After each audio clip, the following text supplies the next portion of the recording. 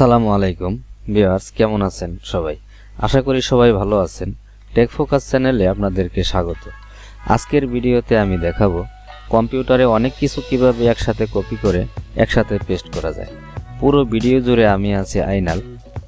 না টেনে পুরো ভিডিওটি দেখার অনুরোধ রইল। আপনি যদি একজন জব হোল্ডার হন, অথবা স্টুডেন্ট হন, অথবা স্বাভাবিক কম্পিউটার ইউজার হন না কেন, আমার এই টিপস অ্যান্ড ট্রিক্স আপনাকে বাস্তব জীবনে কম্পিউটারে অনেক বেশি এক্সপার্ট করে তুলবে। তার আগে ছোট্ট একটি অনুরোধ, ভিডিওর নিচে থাকা লাইক বাটনটি প্রেস করে দিবেন, আর আমাদের চ্যানেলটিকে সামনে এগিয়ে নিতে সাবস্ক্রাইব করে আমাদের সাথেই থাকবেন। চলুন তাহলে কথা না বাড়িয়ে শুরু করা যাক। বন্ধুরা, আমি এখানে একটি নোটপ্যাড ওপেন করে নিলাম। তারপর আমি এখান থেকে এটাকে কপি করলাম।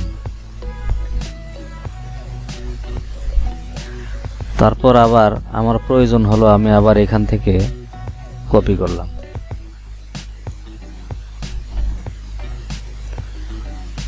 তারপর আবার প্রয়োজন হলো আমি এখান থেকে আবার কপি করলাম।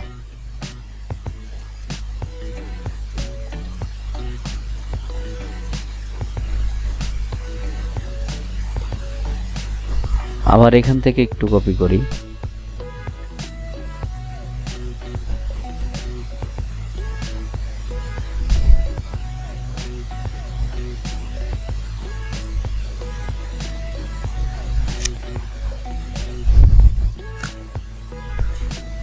আমি এখান থেকে অনেকগুলো কপি করলাম, এখন আমি কেটে দেব।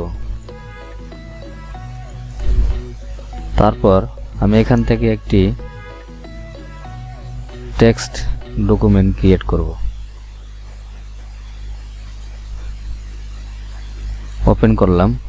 এখন আমি যদি এখানে পেস্ট করি, সবার লাস্টে যে আমি কপি করলাম সেটাই কিন্তু পেস্ট হলো, কিন্তু আমার প্রয়োজন আমি যতগুলো কপি করেছি সেখান থেকে আমি পেস্ট করব। সেক্ষেত্রে আমি কি করতে পারি? সেক্ষেত্রে আমি কিবোর্ড থেকে উইন্ডোজ বি প্রেস করলাম। করার পরে দেখেন এখানে একটা লিস্ট চলে আসলো। আমি যতগুলো কপি করেছি প্রত্যেকটার কিন্তু লিস্ট এখানে আছে। আমার যখন যেটা প্রয়োজন আমি সেটাই পেস্ট করতে পারি। আবার আমি উইন্ডোজ বি প্রেস করলাম। উইন্ডোজ বি, আবার একটা লিস্ট আসলো। আমি এখান থেকে যা প্রয়োজন আমি সেটাই এখান থেকে পেস্ট করলাম। তো এভাবে আপনারা অনেক কিছু একসাথে কপি করে আবার একসাথে পেস্ট করতে পারবেন।